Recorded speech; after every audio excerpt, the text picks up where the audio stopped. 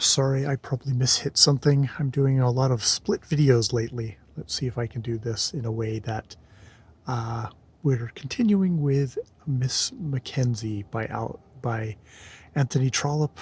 This is part 2 of chapters 11 to 18.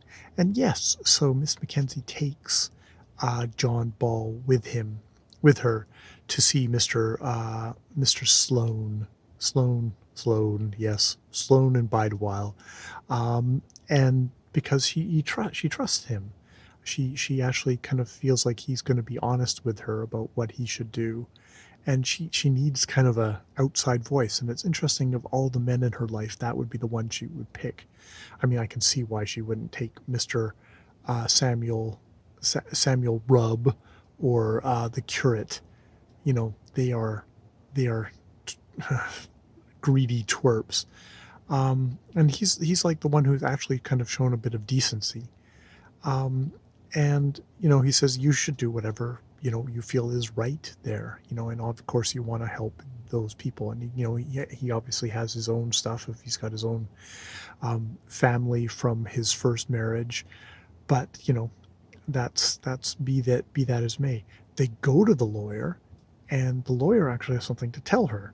And we don't actually see the scene, but basically as it spins out afterwards, it turns out that the original bequest that went to her brother shouldn't have been made. Like, he didn't actually have the right to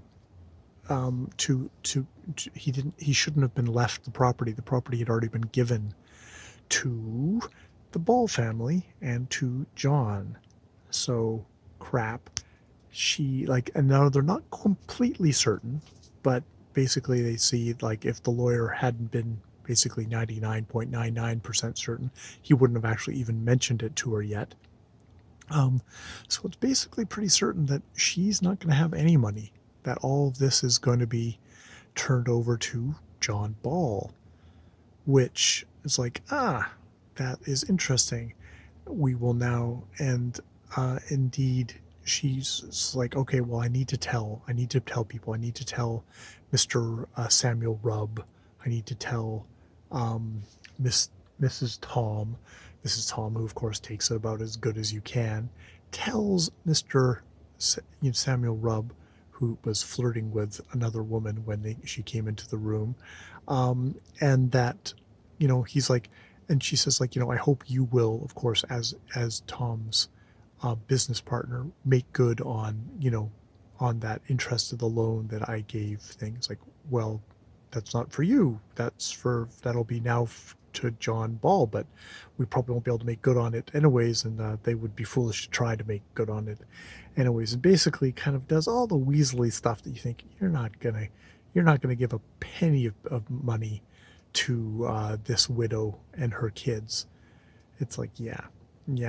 So we're going to have to see. I have a feeling that what we're going to see is that John Ball indeed is actually the only true suitor here. And even if he has all the money, he seems to have already reflected that, yeah, this is actually a really nice, decent woman that I could picture spending my life with, even though she doesn't have money. And apparently his first wife, whom he loved very much, also was someone like he loved, but she didn't have tons of money, which is probably why he's kind of ended up in his straitened circumstances. But now he will have her money, and now he could maybe have her. That would be the cool thing. I can see that her other suitors are probably all gonna head for the hill, and to be on her to her case, a lot of those, she actually expects all of them, including John Ball, to just sort of turn away from her, and that she's going to have to go make her own way, try and find a position to make ends meet for herself. Her big regret is not being able to support her, the probably not so much Mrs. Tom, but all of her kids and all that, of bringing them support. So yeah, I'm really enjoying. I really like Mss Mcknz.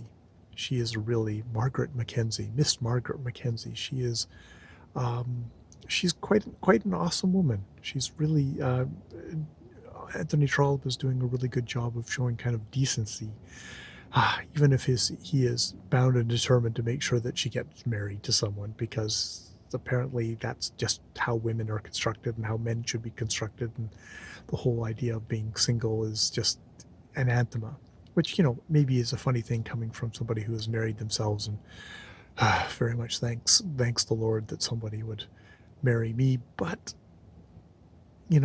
I don't like that we just have to kind of make that as the only state that ever could be kind of thing.